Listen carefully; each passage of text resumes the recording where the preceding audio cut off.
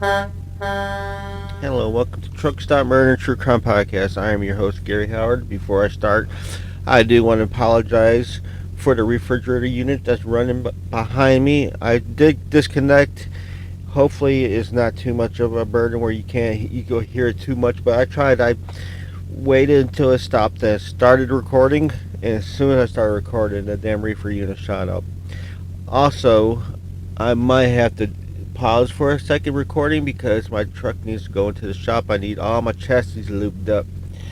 But I wanted to record. There's been, my episodes been coming far and few in between. But I want to try to start better than this. But thank you for joining me anyhow.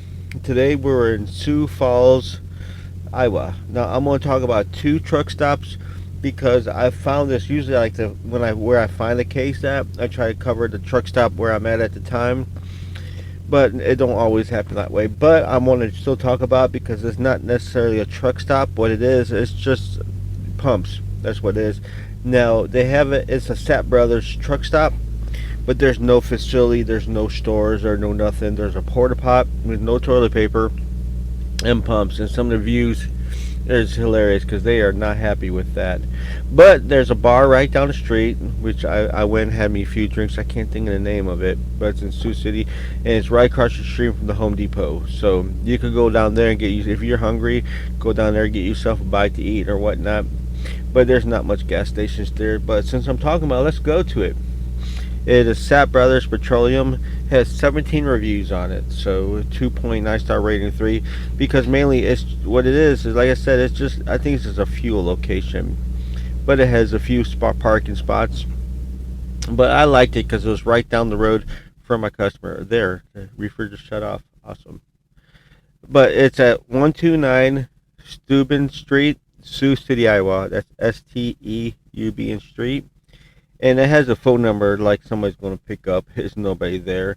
It has hours and whatnot. I think that's where it. But let's look at the reviews. There's not. I'm not going to talk about restaurants because the only restaurant there is the bar right down the road. It's more of a commercial area. Not really too many. There's no restaurants or nothing. There's a lumber yard, I think it was, and Home Depot.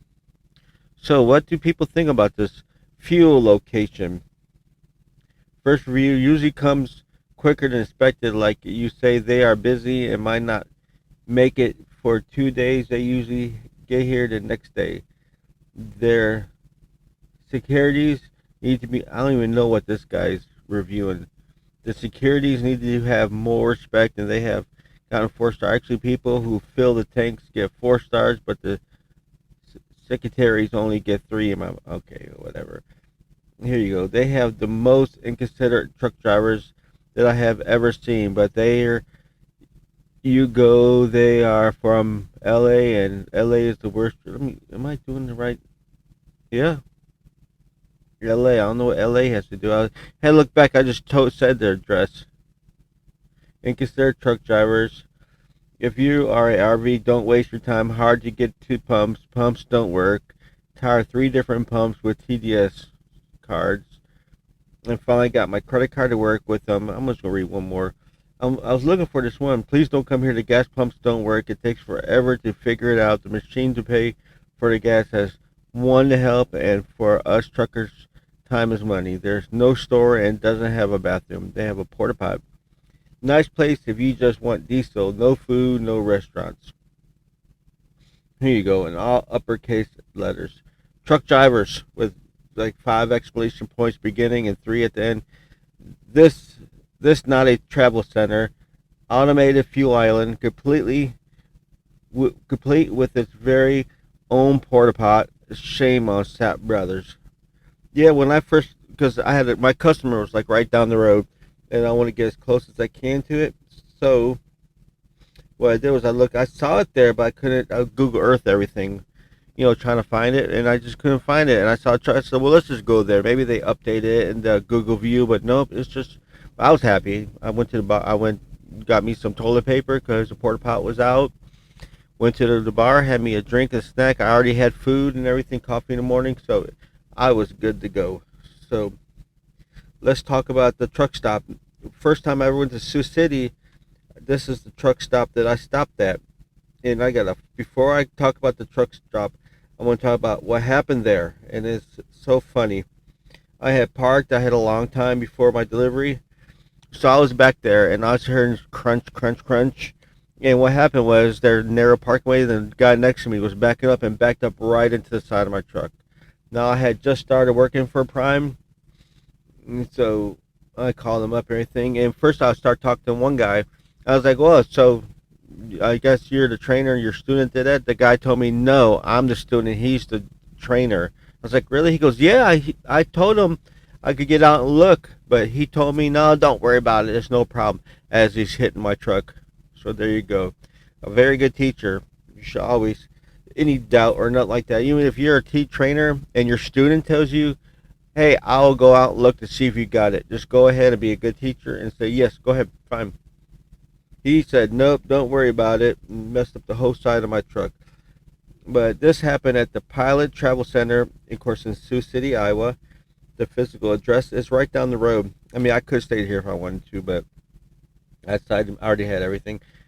2815 Singing Hill Boulevard, Sioux City, Iowa. It's off of I-29, exit 143. And people don't like it. Obviously, 398 reviews, 2.5-star rating. Now, if you have a customer where I was parked by the Home Depot and you have coffee maker, coffee power to be able to, you go ahead and go there. It's no big deal. Quiet. But if you must have food and you must have a actual bathroom and showers and everything, which is cool, then this is place. Yeah, if I didn't have everything I need, I probably would have stayed. As a matter of fact, I was parked here when I first stopped. So what's there to? Well, let me see how many spots. I forgot to do that. And let me get back on my Trucker's Path. All this information that I'm giving you is from Trucker's Path, as always. It's free spots, and they do have paid, but Trucker's Path is not telling me how much, unless there's two pilots. Maybe I'll click on the other one. I'm sorry for not being prepared. Right now, it's 1:24 Eastern time, I believe, where I'm at right now. So that'd be, I think they're in Mountain Time. If no, they're in Central Time. So it'd be like 11:30 right there. There's some spots. Okay, there you go. They had two pilots there, so I clicked on the one that don't. This says it has 90 free spots, 18 paid spots, and everything else regular truck stop has: showers, overnight parking, whatnot. So if you're traveling through Sioux City on your way Grand Rapids, or not Grand Rapids, but Cedar Rapids, or anywhere along that road, and you stop here to want to get some fuel, and you're hungry, so what you do is you'll get you some Burger King that's there. I don't have to explain what Burger King is. Subway, and there's a McDonald's that's 763 feet away. There's a Popeyes right across the street. Some of these are, you could go across the street, but other than that, I'm not going to go over 1,000 feet. I don't know why they have feet. I mentioned this before. They used to have like quarter mile, eighth mile. Or was I just like imagining that? But yeah, at the Pilot truck stop itself, it has the Burger King and Subway, and right across the street is Popeyes. And so let's go with the review. Let's go with the highlighted review. When you go on Trucker's Path, they have a highlighted one that could be 2 years ago, 3, 4, 5, 7 years ago, whatnot. And this one guy, Anger Management, says, "Have stopped here many times and I recommend it. Friendly staff," 5-star by the way, "friendly staff and helpful. Could use a little TLC, but otherwise it's fine. Fuel lines are clean, although the card reader wasn't working on lane 18. Slow fuel as well. Burger King on site and several other places are nearby." Yeah, you do have your choice. And I think when I did park there last time, I went across the street and got me some Popeyes chicken. Let's see, here you go. Nasmus User says, "No water, truck stop is closed, no food." Well, shit happens. You don't have to go give them a 1-star review. Now, there's one guy gave it a 1-star review, but I don't know what. I think he speaks in Russian, because it's like that Russian, Eastern, and so I don't know. I mean, I could highlight it, paste it, but I ain't gonna do that. Here you go, 3-star review. The fuel pumps are wacky. Got a little walk to get inside the store from the parking lot. The first half of the parking spaces closest to the road are all reserved. The showers are disgusting. let me see, where was I? The showers are disgusting, but the water was hot and Burger King was pretty decent. A typical pilot. So if you listen to this, I have a question for you since we're talking about Burger King. Growing up, I loved Burger King. I ate it all the time, especially when they had the dollar Whoppers. Oh, they were amazing. It got so much, food for your dollar. But lately, I thought I ate a Burger King, and I don't know if it was that. I first thought it was that Burger King. It was no flavor to it, no salt, no pepper. This bun was stale, not very good. I thought it might have been that Burger King, but no. Every Burger King I've eaten, have I just been misguided or my eyes open like a little kitten and really realize that Burger King is crap? And let me hear your opinion. Do you like Burger King? Here's another 1-star review. Shower is terrible. It takes up space for nothing. Shower is terrible. It takes up space for nothing. Well, they should fill with the space. I don't know. There it is, right there. Okay, I am back. And apparently, the reefer unit now is on full throttle. But where did I leave off? Like I said, they were calling me up. The shop was calling me if I had to get on my chassis lube and everything, so I knew it wasn't going to be long. And I thought about taking that portion out while I go, they're calling right now, but I decided, you know what, I'm just going to leave that in. Why? Well, I asked my wife, of course. I always ask her when it comes to things like this, and she said, yeah, go ahead, why not? So where was I at? Last time we were talking before the Love's shop called me up. I'm sorry, I forgot my train of thought. We're at 4 stars. It's a pilot. So another 1-star review. No fuel. Diesel pumps are down on March 27th, 3 p.m. Okay. Another one. Bojangle. Multiple fuel pumps down. No showers. 325. Showers are working. No hot pumps. So no showers, but showers are working. Okay. No hot water pumps and still down, but being worked on. Another guy, it must have been about 4 months ago. It also says showers are not working. 3 pumps out of order.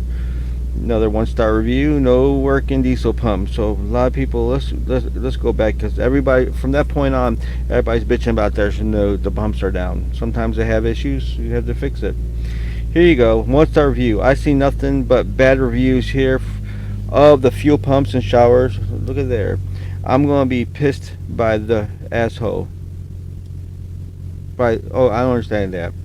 I see nothing but bad reviews here of the fuel pumps and showers. I'm going to be passing by this shithole. Okay, shithole. So you're not even got here yet and giving a 1-star review. That don't make no sense. Why? Some bunch of 1-star reviews. Terrible. Refrigerators are here, are not cold. I will be careful buying anything perishable. Let's see one more. Here you go. One more review, I'll get to the story. The 1-star review from Night Rider. Okay, I guess he wanted to be Night Rider, but someone took it already. So KNYGHT Night. Night Rider, but it's not spelled like that. He says the absolute worst pilot flying J. Have ever had to shower at. Great water pressure, but if you want a hot shower, forget about it. At best, it's lukewarm. If you're lucky, and I wouldn't exactly say clean either, the laundry room looks like it's been through a sewer. Never again will O come here for a shower or laundry.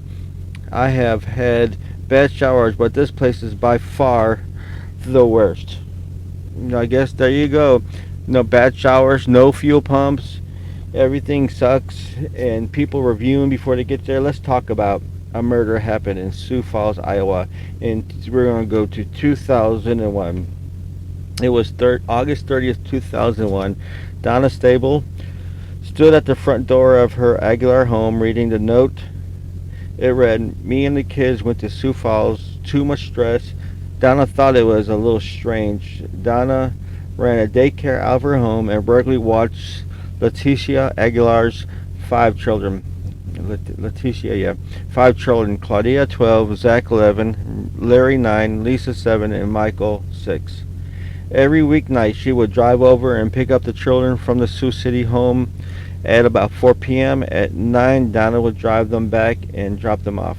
Leticia was a single mom and worked hard, doing the best that she could with whatever she earned. A year before, she had moved out of her tiny, crampy apartment into a modest home. It wasn't fancy, but it was a definite upgrade from where she was living. Leticia had met Donna when she and some of the members of the Cornerstone Faith Center had been preaching in the neighborhood. Donna was more than happy to help watch the kids. Recently, Leticia had taken a new job that paid more than what she had been making. She had also started dating someone new. And the kids were told Donna that they really liked him. For some reason, Donna decided to try the front door if back to the where we were at. It was unlocked. Pushing it open, she stepped inside the living room. The door was in a shambles. Clothes were everywhere, and the television was missing. Donna knew right away that something was wrong. Leticia, she kept her house extremely clean. Even with 5 children, everything was kept in its proper place. Having such a mess was completely out of character of her. She left, but returned a short time later with Leticia's sister, Yolanda Garcia. They started to look around the house more, and Donna began to make her way to the upstairs. As she neared the top of the stairs, she could clearly see into the bedroom where the girls slept. They were there, unfortunately lying face down. She knew instantly that they were dead. Turning, she went downstairs as fast as she possibly could. She told Yolanda that had to get out of the house right away. They immediately called the police and reported what they have seen, and reported what would soon become known as the worst case in Iowa history. So, not far from where this location happened, we had Ron Fish. Let's talk about Ron Fish. He hadn't came to work that day. His sister, Celia Antlis, set one of the employees to go over to his house and check on him. He was a very prompt. He always went to work. This was unheard of him. Ron and Sarah Lyle had co-owned Ben Fish Tire Company for the past, Ben Fish Tire Company, that sounded weird, for the past 20 years. It was not like him to miss work, and she wanted to make sure that he was alright. Founded by a name after the Russian-born grandfather when he had immigrated to the area in 1915, the company has served the people of Sioux City for generations. Ron had been born and raised in Sioux City, leaving only briefly to attend University of Minnesota.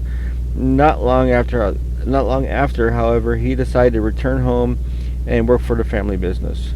He was known as being polite, intelligent man who was dedicated to his business. Ron always seemed to be happy and would help ease the stress of the workers by laughing and joking with them.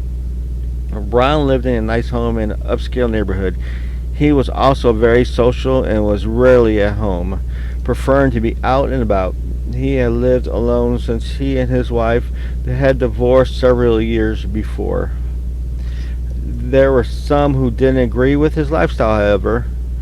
So Ron was openly gay, and I wonder why he divorced his wife. But yeah, he was openly gay. Of course, people back then, even now, I guess this is being more socially acceptable, which is cool. I like that. Everybody should be accepted for their lifestyles, but back in the times, it wasn't. But I don't know how 2001 was. But yeah, people had spray painted derogatory names on the outside of the business and on his car. He didn't let it bother him though. He let it slide in the water off a duck. Still, what if something had happened to him? Worried Sariel, I know I'm butchering her name, sent Paul Unichek, one of her employees, to check on her brother. Around 5 p.m. on August 30th, 2001, he pulled up in front of Ron's house. When he walked in the front door, he saw that there was blood on the outside. Cautiously, he made his way around to the back door, which was wide open. He went into the home looking for Fish. He found Ron in the foyer laying face down with a knife stuck in his back. He called the police. The crime scene was brutal. There was blood everywhere, so much that it was literally running out the front door. Fish had been stabbed and bludgeoned to death. A knife was found still lodged in his back. A claw hammer had been found on the floor of the sitting room. An empty can of beer was found on the end table in a TV room, along with several cigarette butts left on the floor. Blood was found on the floor of the master bedroom, along with bloody fingerprints in the foyer. Authorities had just begun to work the crime scene as Ron Fish's home when about a half hour later they received a phone call about multiple homicides in another part of the city. So this all happened on the same day. So are they connected? We'll soon find out. Donna Stable and Yolanda Garcia had just called about Leticia's and her children. When they entered the Aguilar home, even veteran officers were horrified by what they saw. All 5 of the children had been bludgeoned to death with a hammer. The killer had slit Leticia's throat and beat her in the face and head with a hammer. It seemed that they had been killed sometime earlier that week. Joe Frisbee, the chief of police in Sioux City, described it as being one of the most heinous and brutal homicides I've ever witnessed. Neighbors told police that Leticia mostly kept to herself, but the children often played in the backyard, and in the streets in front of the house. Earlier in the week, neighbors noticed that the house seemed unusually quiet. School officials had also noticed that the children had not been coming to school, which was very unusual for them. A school truancy officer had been sent to the home. However, when they saw the sign, they felt it was explained the absentee, and they left. No big deal. As they made their inquiries, one name came up again and again: Andrew Moss. Moss was Leticia's new boyfriend. Well, that's his name. His name Andrew Moss. Moss was Leticia's new boyfriend. Police also discovered that he was friends with Ron Fish. Well, Moss had even worked at Ron's company for a while. The problem was that although authorities wanted to talk to Moss, they couldn't find him anywhere.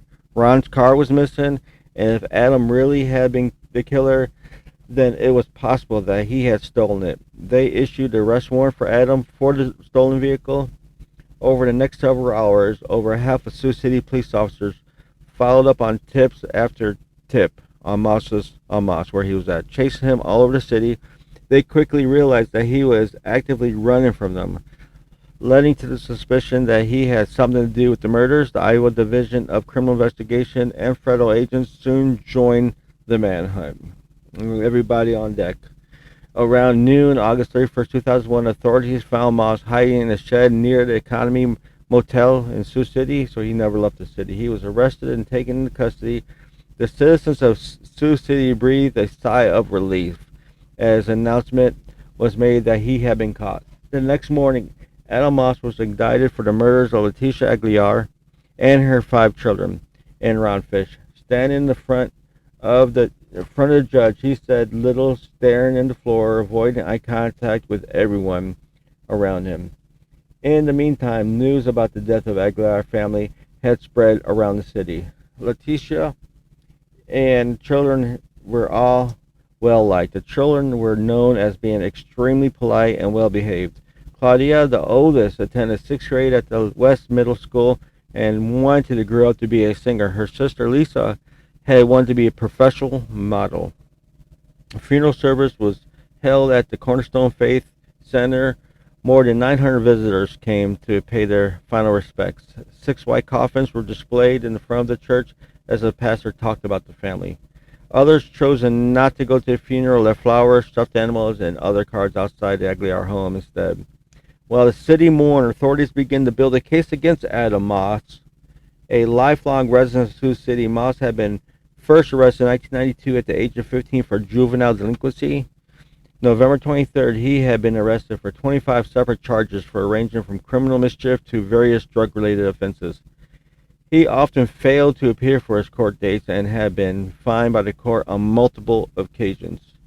In April, Moss's ex-wife, Patricia Cardillo, had a paternity test performed to prove that her daughter belonged to Moss. The results were positive, and the Department of Human Services began proceeding to take child support from him. On July 13th, his ex-girlfriend, Jill Marie Abry, accused him of domestic abuse and got a restraining order against him. Moss met Leticia while they were both working at a local box manufacturing company. Although she was older than him, the two started seeing one another. According to people close to the family and children, really liked Moss and seemed that they treated them well. So good, fit right in. By all appearance, Moss seemed to be trying to put his life back together and do better for himself. And then the week before the murders, things began to sour. Jason Moss, Adam's younger brother, filed domestic charges against him around the same time. Jason claimed that his brother had mental issues and struggled with drugs and had several threatening phone calls to him. Crime scene technicians carefully went through both houses, collecting fluids, bloodstains, and other evidence to build a case against the killer. Of particular interest with anything that may contain DNA. He left all kinds of DNA, cigarette butts, blood, of course, but especially just a cigarette butts if he was the one smoking them, such as like cigarette butts, and also a beer cans that was found at Ronald Fish's home. While the authorities worked, Moss has held in isolation in cell at Woodbury County Jail. He was considered a suicide risk and was placed under a round-the-clock suicide watch. On September 10, 2001, Moss pled innocent to 7 murders he was accused of. Over the next few weeks, the defense and prosecution engaged in the usual legal maneuver as they moved towards the trial date. Then on September 25, 2001, a handwritten letter made its way to the judge, John D. Ackerman, the judge who would oversee the upcoming trial. In it, Moss pled guilty to premeditated murder of all 7 murders. His attorney tried to talk him out of it, but Moss ignored his advice, making it clear that the lawyer had strongly advised him not to enter this plea. However, Moss' mind was made up. Ackerman sentenced Moss to 7 consecutive life sentences, so he's never getting out, starting at that moment. For the next several years, he was imprisoned at the Iowa State Penitentiary in Fort Madison, Iowa. Then on June 26, 2013, Moss was found dead in his cell. He had tied a bedsheet to his wall vent and hung himself. But the problem is because he pled guilty, he never had to talk about anything. And during this time he spent in prison, Moss would only say that he had committed murders. He never once confessed a motive for the crimes. However, motive he had during the week in the summer of 2001, Adam Moss took with him to the grave. So whatever he had, he took him with him grave.